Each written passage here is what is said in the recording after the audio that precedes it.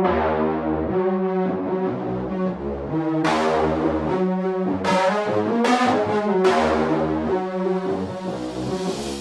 name is Jimmy Purdy, shop owner, master tech, transmission builder, and the host of the Gearbox Podcast. Here I talk with new and seasoned shop owners, as well as industry professionals about day-to-day operations within their own shops and all the failures and successes that come along the way.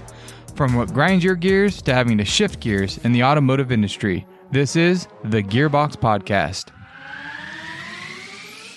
So Custom Works here in Paso Robles. Yes, sir. Mr. Travis Smith, the man, the myth, the legend. Yeah, I wouldn't say legend. No? No. It's getting there though, right? Yeah.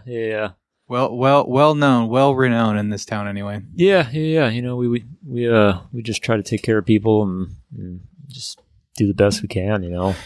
You're in a rough gig, man. I'm not gonna lie. I know.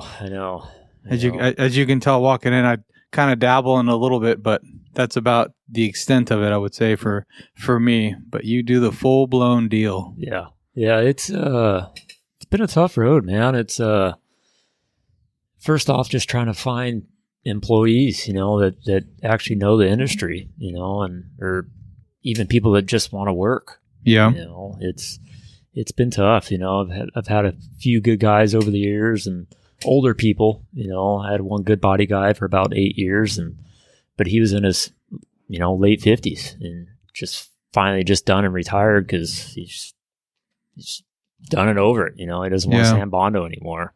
You know, but can't blame him either. You know, no, exactly. You know, it's definitely a dying art. I can tell you that. You know, we're trying to keep it alive, man. Yeah. You know, just so for everyone listening, or even for me, kind of walk me through the process of like, I mean, we're going to get into it. I mean, and for me, like how does it become profitable, right? But we'll get into that later. What's like if someone were to ask you, hey, what do? You own a shop, right? But we all own shops. Yeah, exactly. yeah. But what would be like your specialty? How would you sell yourself if you needed to, right? Like how would you sell that? What it is that you do on a daily basis? Dude, that's hard because it's you know, we don't have one set thing that we do. You know, we kind of do everything but upholstery. So it's, you know, we get people come in that just want bodywork and paint, or you know, people that just want, say, a LS swap. You know, so it's always a variety of stuff. You know, so it's hard to say. Just is there one particular thing that it's hard not to get jaded, right? As like you're working literally yourself to the bone every day with this kind of stuff. But is there something that comes in that you get excited about though? It's more the metal work. Okay. Fabrication. You know, we build a lot of full chassis race cars, a lot of airbag stuff, lowrider, you know, airbag stuff. The fabrication is where it's at. You know, it's a lot of fun. You can do a little more creativity. It makes you think as far as geometry, your design. You know, you get more into the bodywork side of it. It's kind of brainless stuff after you know it. You know, and it's just every car's kind of the same thing. You're putting on mud, sanding it, making lines straight. You know, it's not rewarding. It's rewarding at the end of it, but as far as like cutting metal, welding it, bending sheet metal, bead rolling, and all that stuff, you see more of a progress as you go versus like bodywork. You know, you have months. It's just such a slow transition. It is, and you get burnt out quick, man. You know, we've been doing the C10 at the shop right now. That, you know, we're 6 months in on bodywork, and it's just I get to the shop and I don't even want to work on it because I'm so burnt out on it. Yeah, because I see it for the last 6 months. You know? It's just it's tough. And even though every month it's making progress, when you see it every day, it's like watching paint dry. It's like watching a tree grow. Yeah. You know, you gotta like walk away for a few months and come back like, oh, look at that. Like growing a garden. You know, you're like, man, these plants aren't getting any bigger. And then yeah, there they are. You know, the customer walks in and sees it. You know, they see the progress because they haven't seen it in a few months. You know, but it's just. Hopefully they've been gone for a few months. Yeah. Not bugging you every day. Yeah. Because I guarantee you have those customers too, man. Yeah. And I think we all do. But in every trade and every industry and everything. But Yep. I can only imagine on the custom side of it. And it's always interesting for the custom stuff that the pressure they put on you sometimes, it doesn't make any sense to me. No. I mean, so we have like the classic car division in air quotes, right? And it's just nice because it's something that's a little more relaxed. We get a lot of, moms that come in with broke down minivans. Yeah.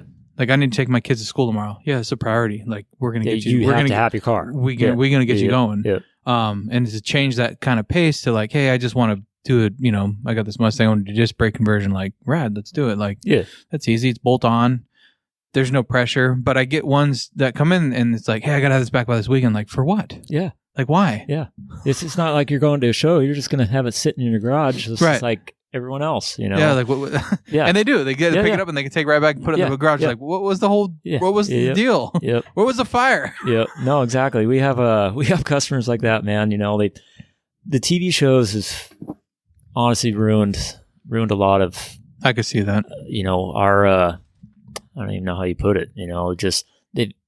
It's ruined the vision of it because they see these TV shows, they can get it done in 2 weeks, and they expect that from you, and it's like 2 weeks, man. It's you spend 2 weeks just color sanding and buffing a car. Yeah, 2 weeks just researching what you need to do. Exactly. I can only imagine, Yeah. So, a lot of people try to push you that way because they do see it on TV. They don't see the real life, how long it takes to sand bond or do metal work to get doors lined up, it's just, And that's one thing I've learned too with body work, just with the small mount, is don't do it. For one, that's my step one. I keep telling myself the same thing, dude, and here we are, still doing it. Like step one for me is like I'm not going to do it. Yeah. Because I mean you're a very meticulous guy. Yeah. I mean you do the work that's like where it needs to be. Yeah. And you see a lot of body shops, I guess, or guys paint their cars, and it's like it's easy to find all the faults. Yeah. Right. Once it's painted. Yeah. And you get to the point where there is no faults. Yeah. Right. Yeah. And to get to that level is like. There's no book for that. No. There is no like YouTube video for that. It's just experience, man. Years and years of doing it, and that's years and years of mistakes. Oh yeah. Right.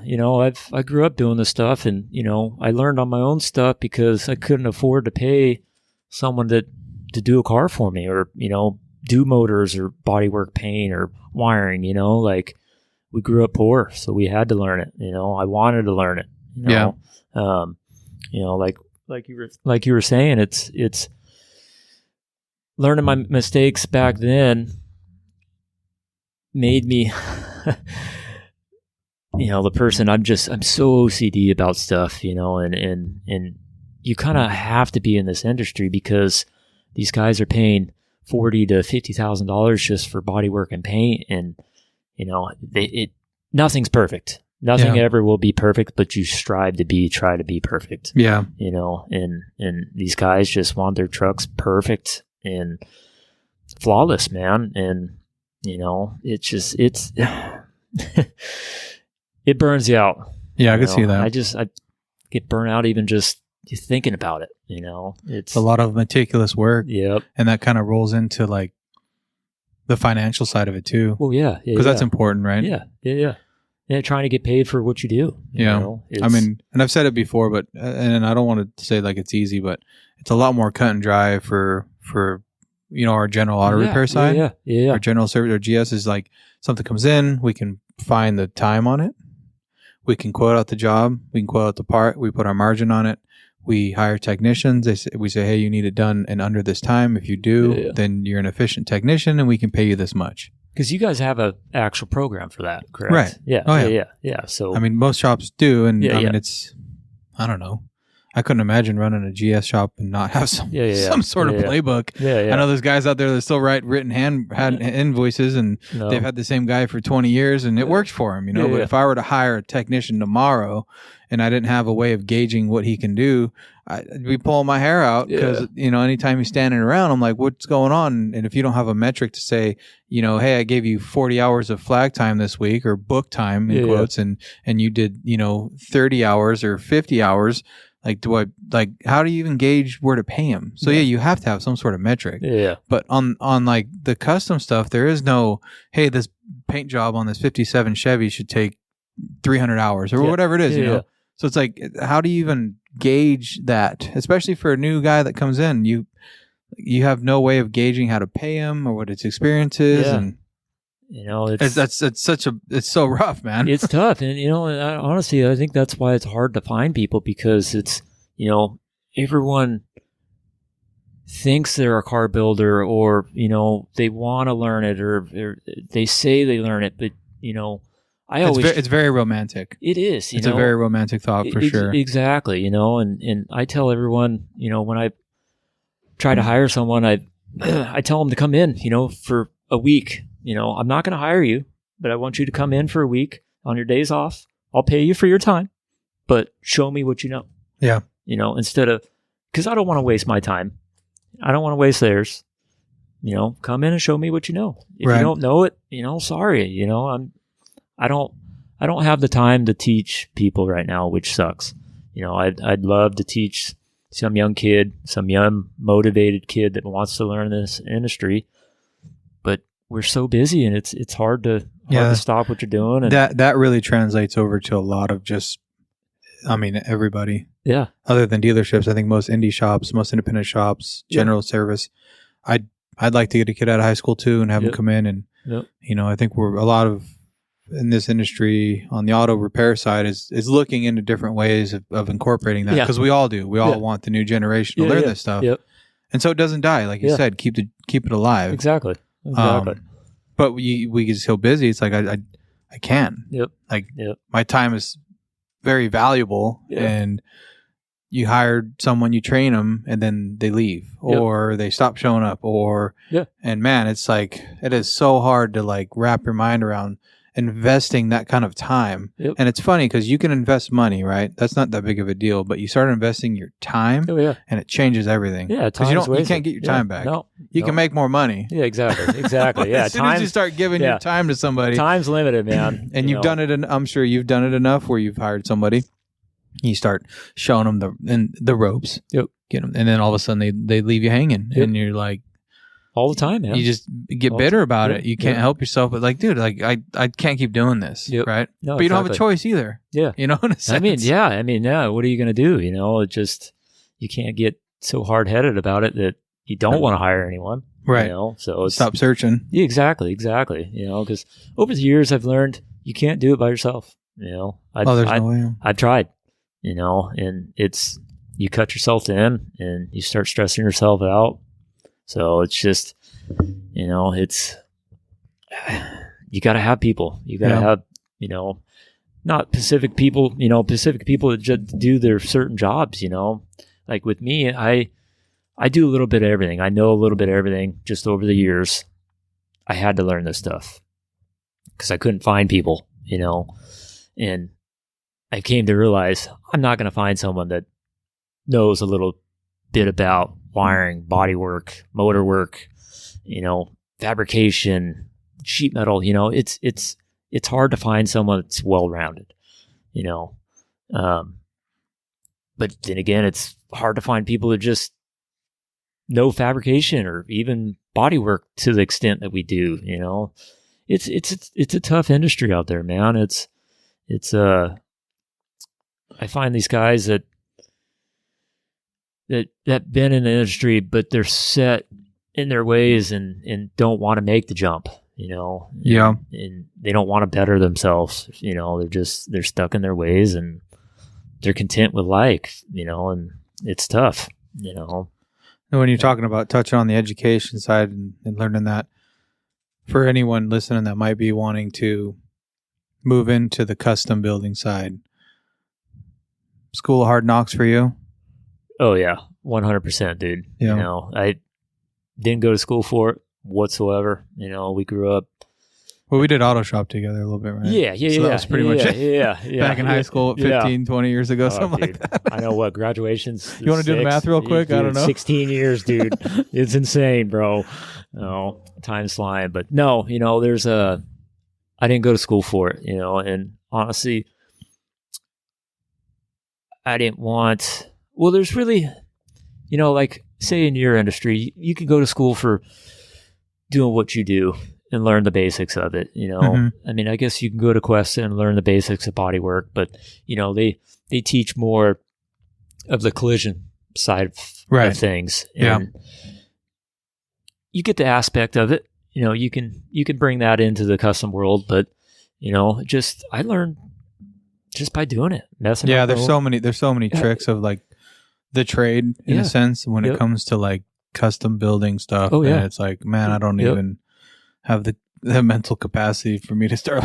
So I could totally understand someone's, like you said, set in their ways. Like, I don't know, like that's rough, man. It's unless you were brought up into it, it's extremely difficult to like try to learn all those different aspects. And it's taken me years. I'm 34, and I grew up around hot rods, old cars. My dad grew up in Wilmington, in the 50s, so he was always into the lowrider stuff, and that's how I got brought up in it. And just I don't even know what we were just talking about. Train of thought. That happens. It's been a long day, man. Long few weeks, actually. Long year so far, huh? Dude. This year's almost halfway over, or it is halfway over. But just learning the basics and getting into like that field of like being able to obtain the knowledge to get every aspect of building a vehicle. Because we're talking about taking a car or a vehicle or a truck or whatever and all the way down. Basically building it back up from literally the frame up, the ground up. From nuts and bolts, and not sparing any expense and really diving in and you can have, you can get trained on like auto repair. You can learn what the sensors are supposed to be like. But it does take experience to get to the point where you're like, I've seen this many times. When I see this sensor reading or this data, for fuel trims, it puts you in a direction for what the problem might be, like if it's a vacuum leak or what have you. So learning the basics is, like you said, getting the basic. In the collision industry, you learn how to put Bondo on, you sand it off. For sure. But learning those other tricks that makes that car a $40,000 paint job versus an $80,000 paint job. There isn't $40,000 more of material. No. It's $40,000 more of knowledge. Your time going into that. And that's such a huge step, like for guys that are trying to build a car or wanting to get in the building industry. It's like you just don't achieve that overnight. You can open a shop and start doing timing belts, transmission replacements, engine replacements. You can open a shop tomorrow and do that. Right? And as long as it starts and runs and leaves the parking lot, you get paid. Perfect. Yeah. You know what I mean? Yep. But to take a car and then strip it down, like it's you better know what you're doing. No, exactly. And especially if you have multiple vehicles in your shop, and you got to remember how stuff goes back together, what parts are for what. It's a tough gig, especially doing it by yourself, I couldn't imagine building the whole car by myself. It's been tough, man. I've been searching left and right, trying to find a few good guys, and just haven't had any luck, but now it's, go for it. I was going to say back to the kind of the financial side of it, because I think that's the interesting thing. Like, how does that quoting process, like, how do you even like quote something like that? I mean, I have like these quotes that I send out, and if I'm like $10 over, I just get hell for it, right? Like I got when we get an estimate, even though it's an estimate and it's supposed to be this is an estimate. I don't know if this is going to be what it is. It's like I'm held to that standard. Like, this is what. Well, you said it was going to be $350, and now it's $375. It's no, that was an estimate. You never know what you're getting into until you get into it, right? But I don't even know how you would start with a quote. It's over the years, everything's just been time and material. If someone wants kind of a ballpark price, if doing a car, I kind of judge it off something I've done in the past. Say we did a '68 Camaro in the past that the guy had $110,000 in it from the ground up. That putting on a rotisserie, doing the whole nine. You can kind of give someone a ballpark price that way, but everyone's different. Everyone wants different motors, different rear ends, different wheels. And then it changes halfway through. Exactly. So it's, I just tell everyone it's time and material, man. Give them a ballpark price is not even a price, just hourly, what it's going to take for body work. I've kind of learned over the years that, I start my body work at 200 hours. That's just starting. That's just to get into it. We'll probably be in the 400, but it's, these guys always want a quote, but it's hard because every car is different. Say you go to blast a car and it's nothing but Bondo and rust, and your price goes up because you couldn't see that from the get-go, Right. You can't see what's under the paint till you get into it. I guess you can go back and reassess your estimate, but now the car's blown apart. Yeah, exactly. Now they're like, oh, well, I don't want to do the car now because it's gone up $30,000, but you just gotta have a good, strong backbone and tell these customers, man, you're going to be up in the 100,000 all day long to do just a nothing 68 Camaro anymore. Yeah. It's, like the C10 we're doing, it'll be every bit of 350, the guy will have in it, but that's what he's striving for. He wants the best of the best, and some of these people,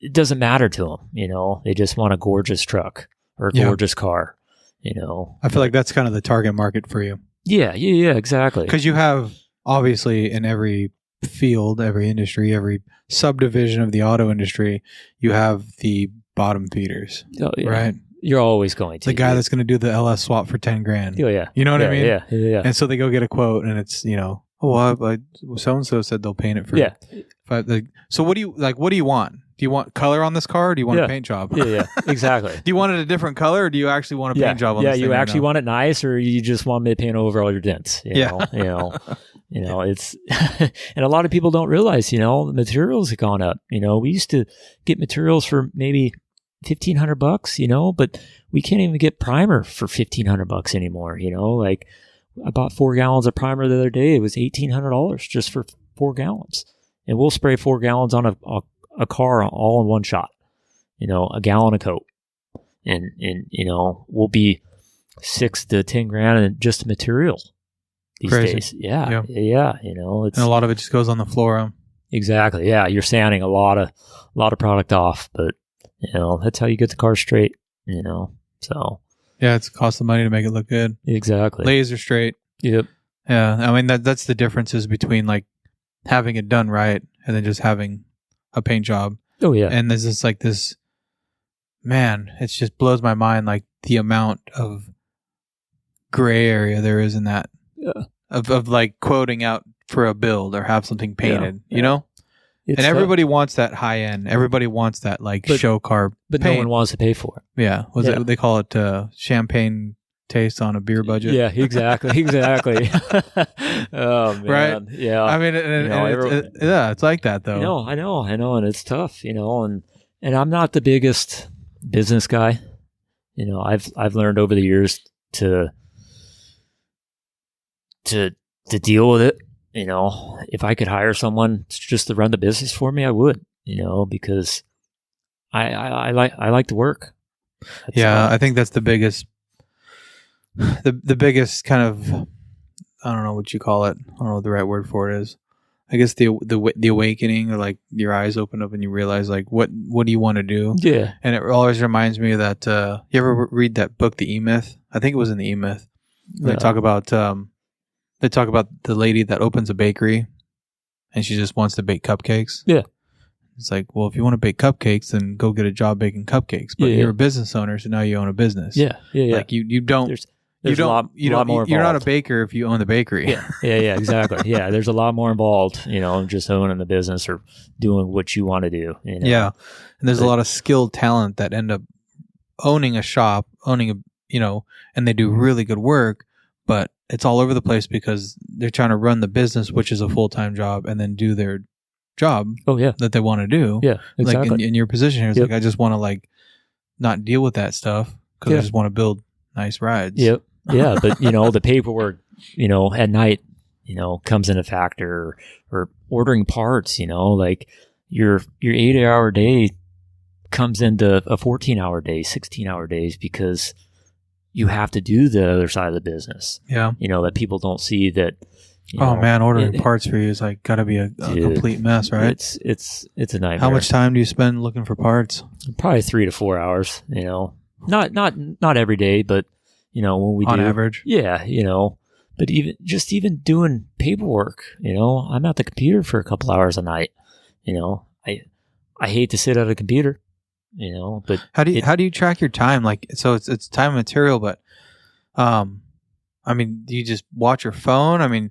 Yeah, it's for a long time. That's what I would do. I'm trying to manage the guys, and I got my own projects, my own jobs. So I'd go, okay, it's 11:30 right now. I'll run this till lunchtime, 12:30. So I'll put an hour in right now. Yeah. But then like 10 minutes later, I get a phone call or someone walks in the shop, and then all of a sudden I'm looking at the phone. It's 11:45. It's like, so did I spend 10 minutes talking to that guy, or 15 minutes? Yeah, exactly. Or a half hour? Yeah. Like, how long have I actually been working on this car that I can actually get and that's a whole nother ball game in itself, because it's, as you get calls constantly all day. You get people walking in, or your employees wanting to, hey, what about this? Or, hey, I need a hand with this, and you can't build for that, and so it's, say I'm at the shop for 10 hours a day, I'm only billing maybe 6 hours, 7 hours on a customer's car because of that. Yeah. My phone rings, or people come in and talk, or,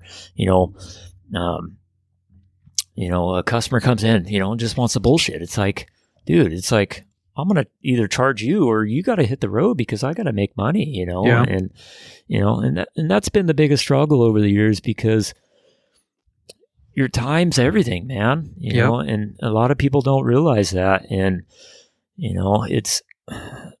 it goes back to working your ass off. You work 10-hour days, 12-hour days, but you're only billing for 6, like, how's that fair for yourself? It's not.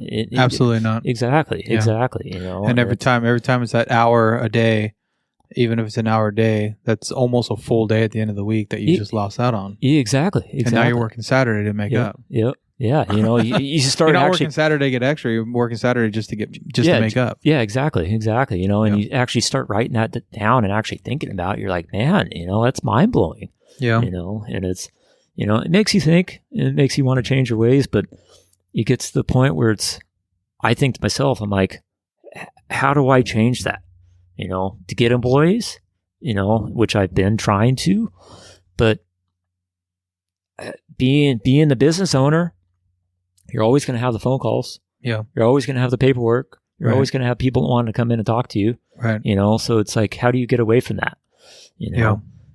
Just lock your doors, not answer your phone. Yeah. It's, and then 4 weeks down the road, you're like, how come I don't have any work? Exactly. Yeah, So just- it's that's such a struggle dealing with in that situation. yeah, it's you just kind of deal with it and kind of make ends meet. We're not out here making millions. We're making ends meet. Yeah. We have our toys, and kind of do what we kind of do, and we come and go as we please. But you got to be self-disciplined too. Yeah. And it's been tough, man. It's been tough. The whole custom aspect just it's intriguing to me, because there's not a lot of information out there on how to run it. Oh yeah, You're right. It's trial and error for sure, dude. Yeah. But like on the business side of it, Yeah. because like over the years, I've definitely transitioned more away from like the technicalities of like the auto repairs that are coming in, and started really focusing on the technicalities of like the business. And it's like, at first you don't even know what that is. Yeah. Like what do you mean work on, what do you mean work on the business, not into the business? Like, Yeah. and like I slowly been making that transition to like monitor the time and like track the employees, productivity and efficiency, and then my own efficiency and productivity. Yeah. And as you're trying to work on everyone else's. yeah, I was like, and you just realize you're like, I just can't. You gotta like, something's got to give. You got to stop doing something. Yeah. You know. Yep. But the small amount I've I work with some of this, because it's like I gotta be involved with these cars. Yeah, for sure. Because like you said, I have very skilled technicians here in the shop, and they're very good at general auto repair. But when it comes into some of the custom stuff, like I really need to oversee it. Yeah, you have and to. Not to say like it. I'm trying to micromanage it, but it's no. It's but like, yeah, you get it. I mean, but it's like, also your name on it. You know, like if it goes out the door and it breaks down or a wheel falls off, like.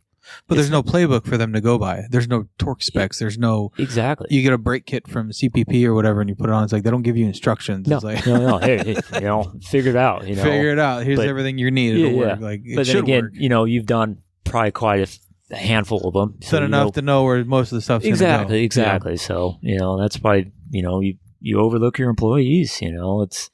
But you can't do that on the daily because no.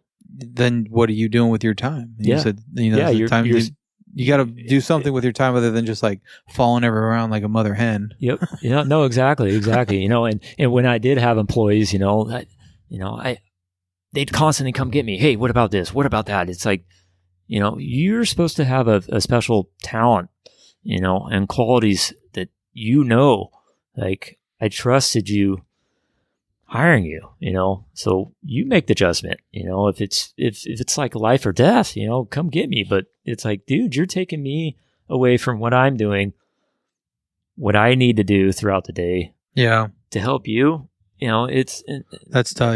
Dude, it's, being I know a business, exactly how you're saying. Yeah.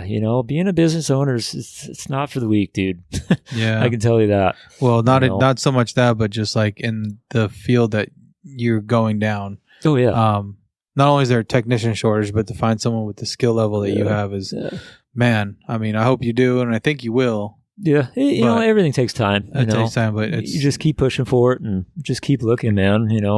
But who knows? Eventually, maybe I'll just have to buckle down and teach someone that's motivated to learn this stuff. Yeah. But that goes back to everyone wants to learn how to build cars or be in the hot rod industry, but they don't know what a crescent wrench is or an end wrench or a socket, Yeah. They don't know the general mechanic skills. It's like, how do you teach someone that? It's a lot of this industry, not even industry, just this generation, they're just so stuck to their phones, YouTube, everything, Google, everything. Dude. So, I mean, you get a lot of like YouTube certified, man. I mean, on that note, I mean, taking some of these vehicles that people have like probably got into way over their head. Yeah. You got any like good horror stories, something that you've seen before that's come in? Like, you got to see something that's come by. You're just like, what are you thinking? Dude, right? It's nothing ever surprises me anymore, dude. That's the bottom line. Dude, it's, there's a lot of people out there just putting a Band-Aid on stuff just to make it look good and get it out the door. I've seen chicken wire in cars. I've seen duct tape over holes with Bondo over it. Just, it just, nothing ever surprises you anymore because there's a lot of backyard builders these days. And, people thinking they know how to build a car or even do transmission work or motor work, it's just, but you get what you pay for, that goes back to people not wanting to pay, not necessarily top dollar, but what it's worth, so they want to go to the cheaper side. And that's when you do get your horror stories, and dude, I don't even know where to start with a horror story, like we were talking about earlier, Barrett Jackson. I had a customer, bought a 32 coupe from Barrett Jackson. Beautiful car on the outside. Black, badass car. We started getting into it, and the body wasn't even attached to the chassis, and I started looking over this car, and I told him it's not safe to drive. He wanted me to move the seat back because he was a taller gentleman. And I started getting into this thing. I'm like, dude, like this ain't safe to drive. Like, I can't let it leave my shop, dude. Like, I've had my hands on it, and I brought him over and showed him, what was going on. But I started pulling the floor up. There's chicken wire holding the metal to the wood. There's foam covering stuff. It's just the amount of stuff that people do just to make a buck. It's mind blowing. Yeah, that's the problem with the industry, and why everyone thinks we're all ripping everybody off, right? Yeah, and that's where it goes. One person puts a bad name in everyone's mouth. It's just the small percentage that there is. Yep. It just spreads like wildfire, and everyone thinks, "Oh, that's what you're doing. You're ripping me off." You know? Why are you charging me so much? Yeah, but we're out here. Little as they know, we just want to take care of the customer and have them in a safe car. And we grew up from a small town. You do one bad mistake, people are gonna know it for the rest of their life. You don't get away with anything. Yeah, no, especially in a small town. So we've always strived to be good, and treat people right. I don't think there was another option. No, that's the bottom line. No, exactly. It wasn't a conscious decision, right? Yeah, no. Like there isn't another way. Like no, because what's the way of putting this floorboard in? Oh, use some chicken wire and screw it. It's not even a thought process. No, exactly. I mean, I always think of doing something. It's like, would I do this to my own vehicle? No. So I'm not going to do it to someone else's, especially getting paid for it. Nah. Especially if they're giving you money for it. Yeah, exactly. And I've always wanted my name out there and my name to be good, and be well known, and try to strive for that, and you can't do that doing shoddy work. Yeah. The amount of, it is amazing. And there's nothing wrong with like a DIY, maybe the kid, being taught by their dad. Yeah. Sometimes they're maybe screwed in the wrong direction. And some of it's maybe a little bit of ignorance, Yeah. I mean, if you don't know, you don't know what you don't know. No, I mean, hey, that's how you learn. There's definitely a line in the sand where it's like, this is definitely not right. Yeah. Right? Yeah, like, exactly. you don't have... Yeah, like chicken wire is not supposed to go in a car, dude. It's supposed to be for a chicken pin, Come on, That's not correct. Yeah, like house foam. Come on, dude. That's tough, too, because, I mean, people are always looking for a new car, and the auction's always something that scares everybody. Yeah. And they're looking, and it's like, how do you even catch something like that before getting it into a shop to inspect it? Before pulling the carpet up, before doing that kind of stuff. It's really can't. You just can't. You gotta honestly trust this other people's judgment or their loyalty. If them selling the car, it's hard to trust people anymore because of that. Because so many people's gotten burnt. Yep. Especially in the car industry. These guys are spending $100,000 to $200,000 on a truck that is just gonna fall apart when you do 80 miles an hour down the freeway. But it's like, I guess if you go a private party sale, you can actually get into it and start looking into it. But these auctions, like, how do you do it? Like you said, like you can't. You gotta trust someone's judgment. And there's not a lot of good people out of this world anymore, man. Yeah, I just think you really have to think when you're buying a custom vehicle or something that's been restored. Yeah. It's got to have a price tag on it. But it's got to have a big price tag on it. Yeah, and that goes back to the price of things. Like I've always told customers, like, you tell them, say it's going to be $100,000 to $150,000, $200,000 to build a car. They're like, holy crap, that much? I'm like, hey, if it's too much, why don't you just go buy someone else's project that's already dumped, say, 50 grand in, 60 grand in, and start there? Because as well as you start a project, say you buy $50,000 worth of parts, you'll never get $50,000 back out of it. Right. It's just the way it goes, and, you might be able to sell it for $15,000. And I tell these customers all the time, that's your best route if you don't want to go spend starting from scratch. Exactly. Just get something someone's already invested. Yeah. And lost investment they've already made and lost their steam to keep going. To dump money in this project. Yeah. How many of those must you come through, man? A lot, dude. I mean, a lot. I think that's the biggest thing I hear. Yep. And I get them in here all the time. Like, no, I'm not here to finish your project. Yeah. I'm sorry. Like, no, yeah. I have my own personal project. Exactly. Yeah. Cause you get into it and the other person maybe did some shitty work that you have to fix. Then the customer can't justify paying you because he already paid the other guy for it. You know, my God, yeah. Dude, it's a vicious circle, man. Yeah. You know, I can only imagine the amount of that you got to go through. dude, it's like, tough. because if someone did body work, say they spent 10 grand doing body work, and of course that's not going to be finished. You're not going to take it and throw color on that. No, You're going to take it all the way back down to metal on. Well, yeah. Because, you know, what if they left some surface rust on the metal, you know, and say you do go paint it and 3 years down the road, it's bubbling because the rust is coming through. That's on you. Yeah, that's you know? So, you know, when stuff comes in like that, it's like, I just tell them I have to start from scratch to guarantee my work. Bottom line. Yeah. You know, because it's your name on it and they see the finished product and that's that. Yeah. You know, doesn't matter what happened before. No, exactly. Does not matter. No. Nope.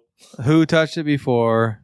And that's another thing I think we both can kind of relate to is that whole like whoever touched it before, it just doesn't matter. However much money they spent at any other shop in the meantime before they came to you seems to somehow quantify a discount. Right? Exactly. Like I've already spent $1,000 and no one can figure this out. It's like, so now I'm your last option to figure out this code. Yeah. And you want a discount because you've already it's like, how go does that back work? to the other shops. Yeah. Oh, I don't want to go talk to them anymore. Yeah. What do you mean you don't want to go talk to them? Yeah. They just stole a bunch of money. How come I can't just steal money from you and be like, what? Yeah. Yeah, because we're not those guys, but you know, How am I the one to figure it out? But I got to be the honest guy too at the same time. Like, what the hell? No. Yeah. People are a trip, dude. Oh man. Yeah, and it's not all the time, but it's amazing how how we can both relate to that on two totally separate sides of the spectrum. You know what I mean? Oh, for sure. And it's just like it doesn't matter. Yeah. Like what part of it, or even customer service in general, it's just something you deal with. Yeah. You know, but I could only imagine the amount of like pain that must be to take a car that someone dumped that kind of money into, and you're like, well, I'm starting from scratch. So I don't know what to tell you. You know, and that comes back to, you know, I have people that came up to me, you know, and say they wanted a car built or just, you know, little stuff, you know, and you kind of give them a price, you know, say it's 5 to 10 grand to do some. Oh, that's just way too much money. Well, to take it to, you know, Joe Blow in the alley that did it for $500 or $1,000 and it's screwed up. Now they're coming back to you. Now you have to fix their mess up, you know, and it's like, now it's going to be double because I have to cut all their work out or whatever they did and fix their mess up and do it right myself. So it's like, you know, just a lot of people just need to realize, do it right one time and be done with it. Yeah. And I've always said that too when you've like when you invest into somebody, because it gets shaky a little bit, right? Especially if someone's never met you and they bring you a car, they want you to build it. Yeah. Had a good conversation, the bid's there, whatever, and you're moving on. And then all of a sudden, 2 months down the road, there's this new price or this new thing. And all of a sudden there's this distrust that comes out of nowhere. Yeah. And all of a sudden they don't trust you out of nowhere, right? Yeah. And they're like, wait a second here. And then they start calling you out on this, or they want to double check your price. And it's like, look, you made this decision, like follow through with it. Like you trusted me. Like, let's like continue with this process. Like where did this even come from? Yeah. You know, and it really circles into like losing your freedom because you losing your vehicle, and then you get this emotional tie to your vehicle because it you know, it represents something more than just the car. Oh yeah, to most people. Yeah, and then especially with the emotional side of it, you get a lot of vehicles that are probably very sentimental. You know, and so there's a lot of emotions behind this, and then you get a lot of money, and money is emotional. Oh yeah, for sure. Finances are emotional to everybody in the world. Exactly. So you get this vehicle that's emotional, sentimental. You get the money tied into it, and then all of a sudden, out of nowhere, you get this distrust because something didn't go exactly the way they wanted. The way they wanted to, even though it was communicated very clearly how it was going to go. Exactly. You know how that always changes. Yep. It always does. A couple months later, the conversation that they remember wasn't the conversation you actually had. Yeah. Right. Yeah. Dealt with that. Yeah. Dude, and so then you get the yelling and the cussing and the screaming, and it's like, where is this even coming from right now? Yeah. You know. You know. Luckily, I've never been to that point. You know, we've always tried to be cut and dry. You know, but like you said, there's always product increase. There's always stuff they're going to change, you know, and dude, it comes down to people, they just need to trust you, you know. Yeah. It's You've made a commitment. You got to just really follow through. And this is like a big one. I mean, it's almost like, and you're talking big numbers. You're talking house renovation numbers. Like this is not like this isn't just like, oh, replacing an alternator, replacing a transmission. This is hundreds of thousands of dollars. You know, and being so young, you know, being in my mid 30s, you know, you don't get a lot of respect from these older generation because you are so young. I could see that. You know, and that was tough, you know, first starting out because they'd rather talk to a 50-year-old that doesn't know anything.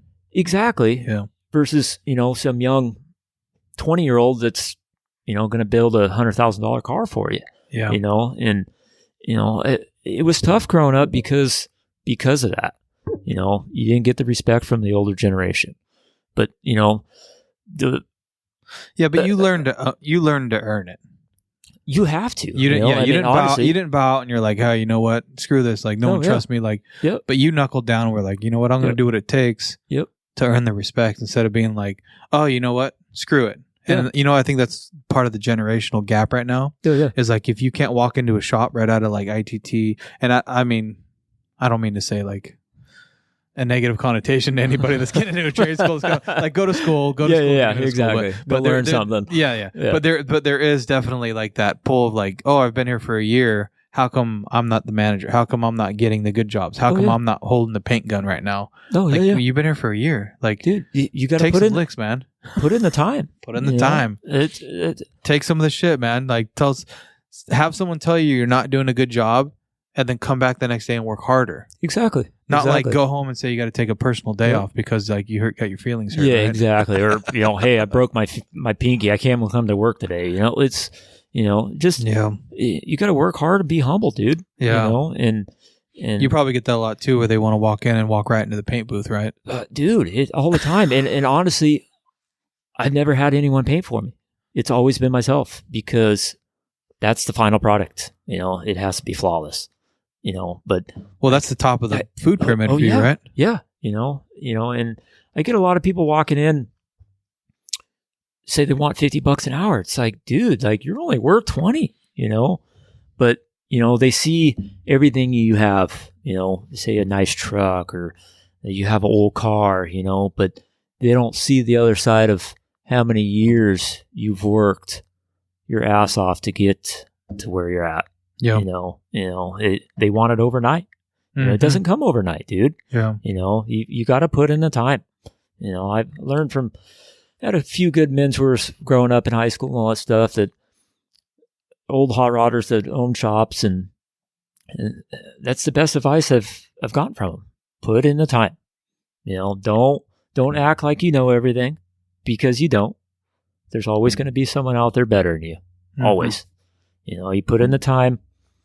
And at first, putting in the time, growing up, I didn't charge like I do now because I didn't have all the info back then that I do now. You know, so how do you justify charging when you don't know something? Yeah. You know, and that's the problem with a lot of people these days. They think they can charge $80 an hour when they first start out not knowing anything, you know. With me, I'm super humble, and I like to be fair. You know, you try to justify your cost. Exactly. You know, and that's the problem with this generation these days. You know, it's that's a double-edged sword, like 100%. Because I know exactly what you mean, and I'll kind of correlate that over to like an advanced assessment for me, advanced diagnostic, if you will. I feel like sometimes I spend a lot of time, and I don't think this is just me. I think this is kind of like across the industry. You spend a lot of time researching. Oh, yeah. Right? You get something coming with an engine light, especially now. We get ADAS coming out. None of us have. I mean, you could be a technician for 25, 35, 40 years. I don't care. You don't know anything about ADAS. It's impossible because it's brand new. Oh, yeah. Well, yeah. The driver assistance systems, right? Yeah, like, everything's evolving, dude. Yeah. Every day. Right. every day. And you can use your experience, and somebody with 30 years of experience is going to navigate it probably a little better than someone fresh out of school. No, exactly. But not by much. No. Because they're just out of school and they just learned about this stuff, right? Well, the older generation's so stuck in their ways, too. That's part of it, too. And they don't want to learn the technology either, That could be part of it, like too. me, it was hard to learn the technology, dude. To step forward in this computer world, dude. So, but back to the point of like taking like that system and like having to research it. Is that fair to charge the client for that research? And I feel like that was sometimes with a vehicle that's maybe been around for 10 or 15 years, but it's a new repair to me. I mean, just as well as I do, you get something new every day. Oh yeah. That's the reason why we do this, because you get something new and exciting every day. We would, drive ourselves nuts if we just did like the same water pump or the same freaking paint job or the same freaking whatever. Like I'd be working at Costco if I did that every day, dude. I couldn't do it. Stocking shelves, It's like, yeah. So the whole lure is doing something different every day. But in that sense, like you're kind of required as being a technician or being an auto body tech or being a custom builder, like to just know this stuff off the top of your head. Like, like, and I'm sure you feel that way. You feel like when someone asks you something, you feel like you have this need to like, oh, I should know that. Like if someone says, hey, can I put an LS swap in this 56 Chevy truck, right? It's like, what do I need? And there's got to be a little part of you that's like, I should know exactly what you should need, right? Yeah, everything's relevant. Like every truck needs a water pump or motor mounts, tranny mounts, exhaust. Everything's kind of relevant. But I mean, like getting into like knowing that stuff, you're gonna have to sit down for a little bit. Oh yeah, and research like, oh for sure. What am I gonna need? Yeah. Is it easier to buy a kit that's just going to bolt this thing in, or is it be easy for me to build the mounts? Yeah. Like you got to do a little bit of a cost comparison, right? But is that something that should be charged to your clients? Like, hey, I had to take a little bit of time to research, but in the back of your mind, you're also thinking, well, they came to me because I'm supposed to be the expert. How do I charge them to research this stuff, being that they were expecting me to know it? Does that make sense? You know what I'm saying? Exactly. Yeah. So it's like there's that weird like, man, should I can I really justify charging that? It's like, I think 100% yes. Like, especially this time in this day and age, in this like area of your knowledge that you've gained over the last decade or so. Yeah. And for anybody that's been in it for a decade, like you're just using what you've learned to do the research, and you should definitely be charging a little bit for that research. Oh yeah. Time's everything, time, like you said earlier, you can't get your time back, dude. Yeah. And it's not your project, it's their project. Exactly. But they're coming to you for your experience. You know, we're constantly learning. Yeah. But they're coming for the knowledge of like actually assemble it, but the research that sticks behind it to like learn this stuff. I mean, I'm sure you have new paint products, new bodywork products. It's constantly evolving and new stuff coming out, and you got to learn this stuff. Oh yeah, yep. And if you don't, then you're light years behind in this day and age because there's so many new advances. Yep. And so I think that's the kind of conversation is like, and I'm just curious how that would translate over to the custom side of like, man, like there's got to be so much time involved, especially in what you do. Yeah. To just learn how to use these new tools, these new techniques, these new whatever's coming out. And do you add that on to your time and material? Because I feel like you should. Like if I'm getting a custom car built, I want all the latest and greatest, right? Oh yeah, for sure. And I would expect the guy building it to kind of be at that point, at that level of like, I know all the latest and greatest. Yep.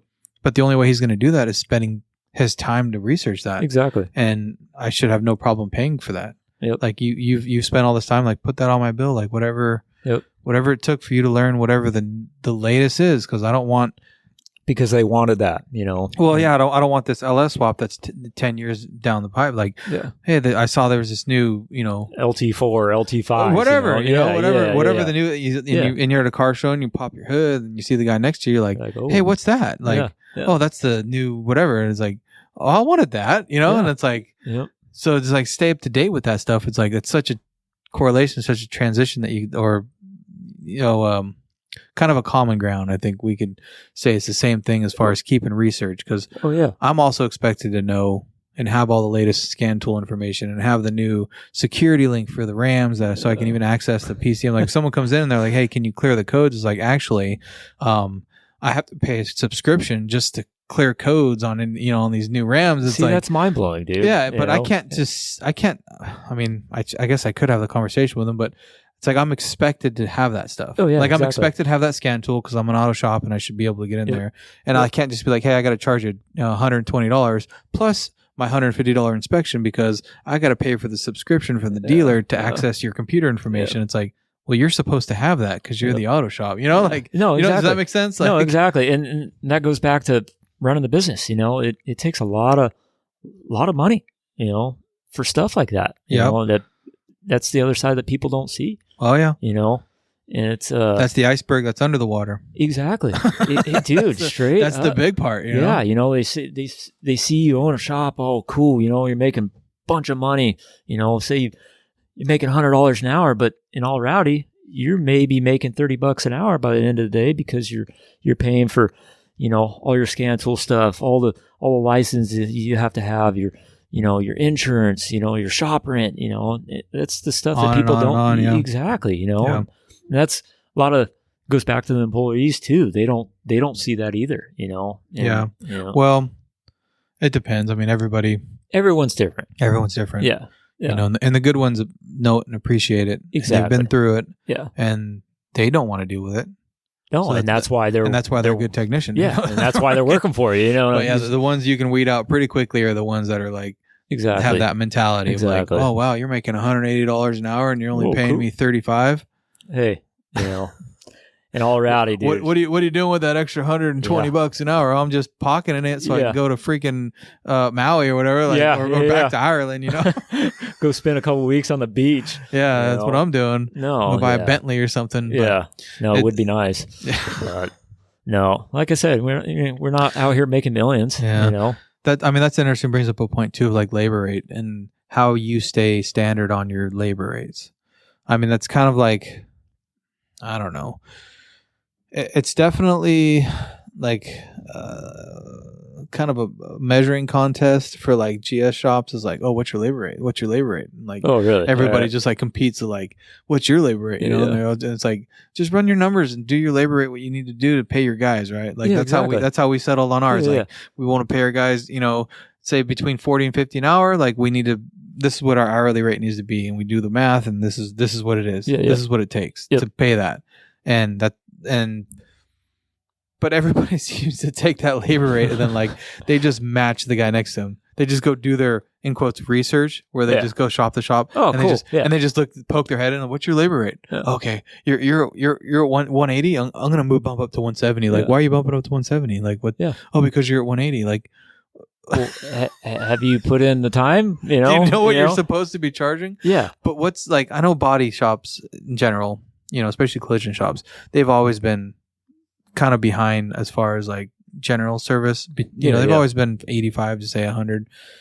I mean, how does that calculate for you, or how do you manage that? And I mean, and it can be just off the cuff if you just run your numbers and you're like, hey, I need to make this amount of more. Like, but I'm just curious, like, it's a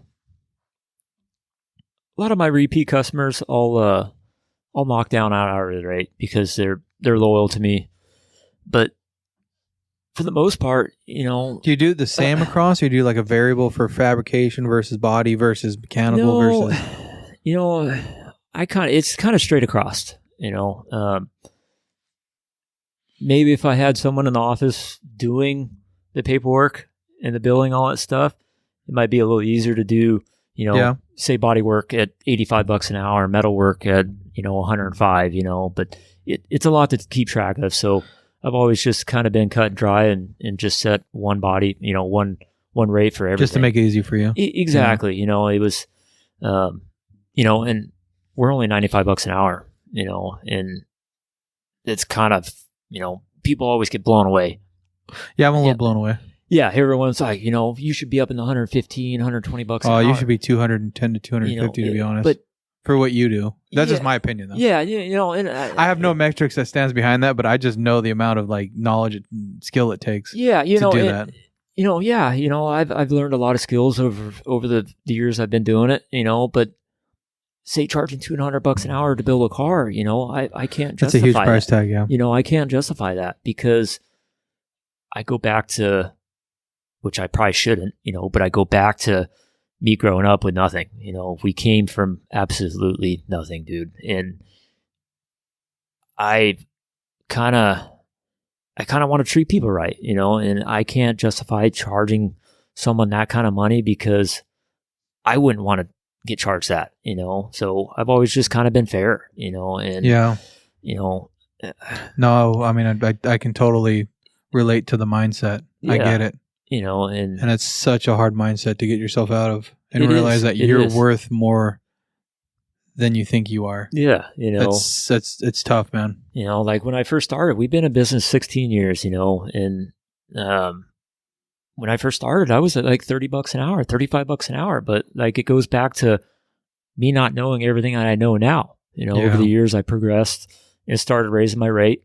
I finally got to like $55 an hour, $60 an hour, and I was there for years. And I finally talked to an old guy here in town, Mike Joyce. He's like, dude, you should be up in the 80s, 90s. You're well past me, dude. And he's been in the industry many years, very talented, and for him to tell me that, it made me feel good, and so I finally did raise my rates, and it kind of weans out the bullshit people that don't want to pay. Yeah, that's part of it, and it makes the customers that do want to pay, that actually want your experience, to stick around. Yeah, and it was hard to see that years ago, and it's still hard to see, honestly. Yeah, I mean, every day is going to be, every year, every month. Yeah, constantly reevaluating, reanalyzing. Yeah, but I mean, your rates have to go up just like everything else does in the world, dude. Oh yeah, especially if you're, want to pay someone to come in and support their family and do what they want to do. Exactly. On that labor rate, it's like, that's tough. Exactly. And exactly. It's not easy work. No, you're paying for skilled labor. And not to mention, it's not work that anybody needs. Exactly. And that's... and not to say that like it's a negative thing. No, I get it. They're coming in to build a car that they don't need. It's a hobby. They want it. Exactly. Exactly. It's a want. And it's like pulling teeth. No, it's not like pulling teeth, but I have the problem of the same thing of like they come in, the transmission repair replacement's going to be $7,500.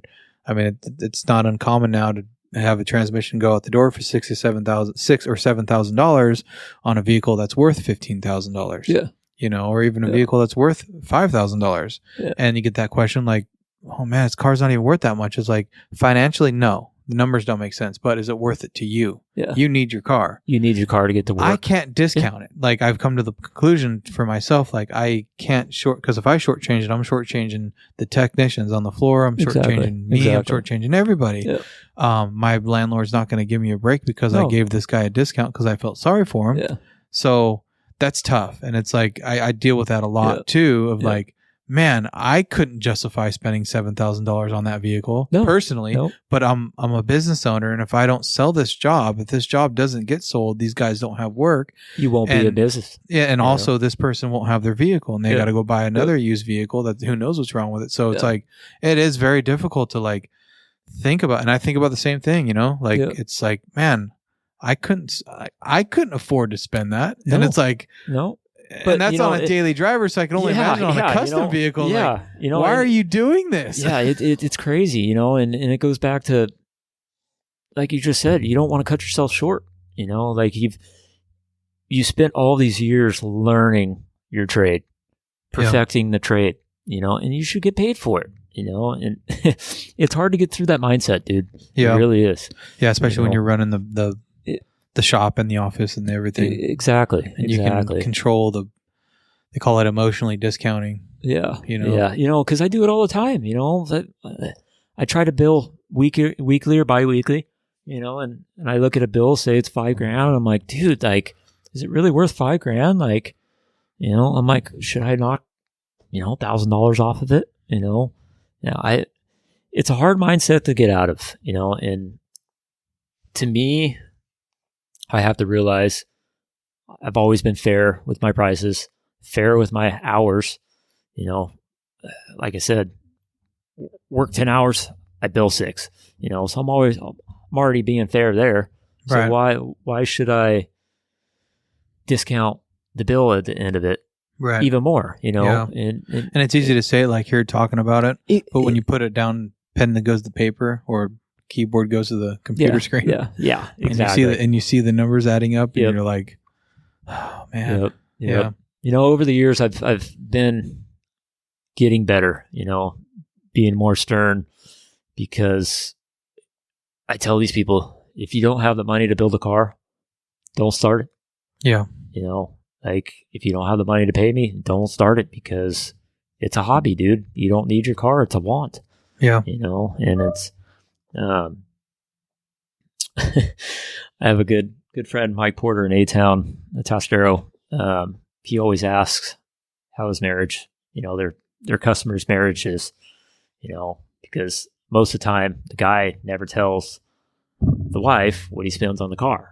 You know, and right, always, yeah. Yeah, you know, and he always tells the customer, you know, bring your wife in, because I want to talk to her too, because I don't want no issues down the road.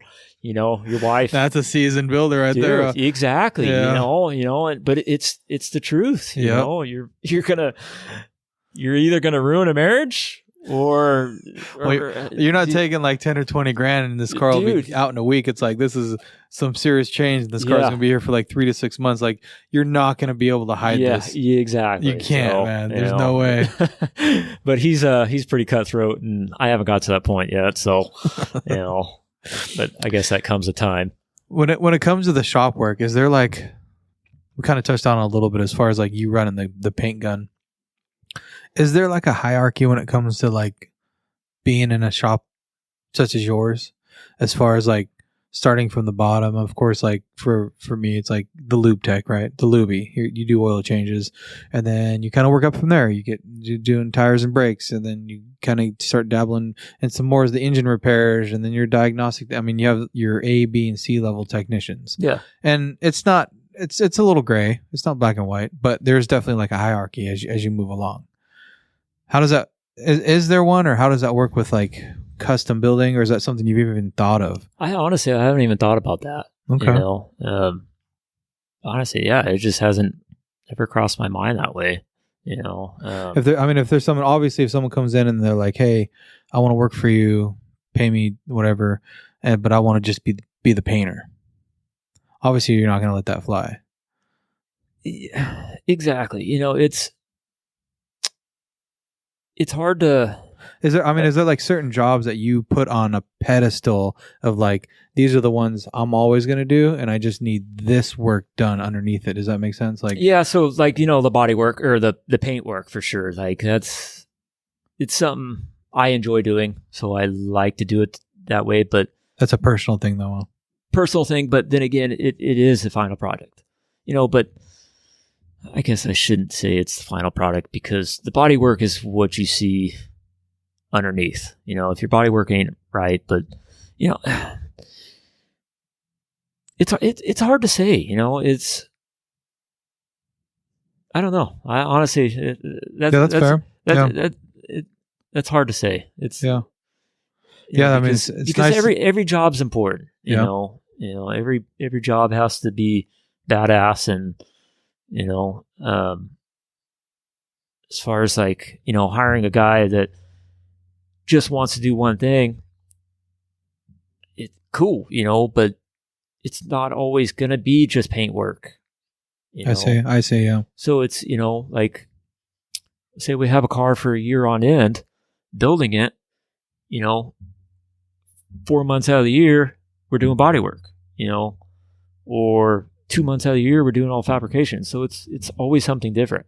I say, yeah. You know, and that's kind of goes back to employees. It's hard to find someone that's well rounded to keep them busy year round. You know, you'd have to have multiple cars going in different stages along the year. Yeah, to keep your employees going. Right. You know, if they just know, you know, wiring or fabrication. You know, so you'd always have to have work for them in that aspect. Yeah. So in your mind, you just see it as just one kind of project, as far as like not, being like driven towards one particular part of the job. Like it's all just the project. Yeah. You don't really see like any part of the being less skilled than anything else. Like you see the fabrication part being you're just as skilled to do the paint work. Obviously it's different, but in your mind you wouldn't like classify like this is C level work, this is B level work, this is A level work. No, because it's you're touching these cars that are worth $200,000. So everything's top of line. Every step of the project, just even running brake lines. You want your brake lines perfect. Bent badass, and it's just every step of the process has to be perfect. Yeah, and know all the tricks and running harnesses through tubes and all kinds of stuff like that to make it look like there's just a certain touch to everything. Yep. Yeah. So I always try to chunk up just to deal with like operating procedures and to be able to like chunk certain jobs up or repairs up is something I've really been wrapping my mind around. Is like, how do I like take certain aspects of the job during the day, of certain repairs, and be able to like, okay, this is going to classify into this category. This is going to be in this category. Yeah. Like pulling a transmission out is obviously not as skilled as like rebuilding the transmission. Exactly. Yeah. Exactly. So I just didn't. I mean, I was just curious if that like translates over in any fashion when it comes to like. Not really, man. I mean, I guess the teardown would be kind of like. Yeah, that's kind of C level. Yeah, cut and dry. You know what I mean? Like, I just need to tear this car apart. Yeah, But you could probably screw that up. Yeah. People not. You tear apart a car and not label anything. You know what I mean? Like we Ziploc everything or put it in totes and label what's what, and I guess you could mess that up. It's but we label everything because these cars do take so long. A year from now, if something's not labeled, you're like, fuck, where does this go? Or what's this car to? This part's for the car. So yeah, you could mess it up for sure. Ripping chrome molding off that you can't replace. Yeah. You know how that is. All the repop stuff's not like the original. Yeah, that's got to be tough finding all that kind of parts. Yeah, only imagine the amount of time spent trying to track that kind of stuff down. Well, I mean, it just goes back to research, man. It's just constant hours and hours calling and searching on the web. And I guess not as romantic on the day to day when you actually got to put your head under the water and look at the bigger part of the iceberg, right? Yeah. You just see the little shiny part on top, and you're like, I want to build one of those, and it's like the amount of just like, oh man, no, you don't. No, keep your money. Go get in a different hobby, dude. Well, I mean, it is romantic, and I think it lures a lot of of the young generation in. Yeah. So I guess kind of like getting down to the end of this thing is like someone listening that wants to get in the industry, knowing what you know now. What would you have done different to maybe learn differently, or like? I mean, maybe personally you wouldn't have changed a thing, but is there any sort of advice if someone's looking to get into like the custom car scene or like want to move that direction? I honestly, I don't think I'd change anything growing up as far as my way of learning. Like I said, I had a few good mentors in high school that took me under their wing and taught me, and that was a big help, but I've talked to people that tried to teach people, but it comes to what we were talking about earlier, being big-headed, these kids that don't want to learn from someone, and I was the one that would learn from a 12-year-old. If he had a better way of doing something that was faster or better for me, I learned from him. Yeah. A lot of people don't have that anymore. Right. So, but my biggest thing, put in the work, dude. Take every bit of advice you can. Be humble when you do it. and just work. Would you start from scratch all over again, or would you look at? Now this is interesting for me to think about because you're Travis. You own Custom Works, right? It's your stamp. It's your way of doing it. And so if you were to build another, or if you were to buy another restoration shop that's got whatever Joe Blow Restorations, he's got his stamp on it, right? So you're going to buy it. You're going to transition. Now you're building cars the way he builds cars. That doesn't sound like something that's gonna jive with you, right? No, so definitely not. But he's established. He's got client lists. He's got all the tools. He's got everything, right? You just got to do it his way. Yeah. I mean, for you, what would you just start from scratch again, or would you actually take that responsibility and actually start building cars his way? Even though it's eventually going to be yours, you just got to buy it from him and build them his way. Does that make sense? Yeah.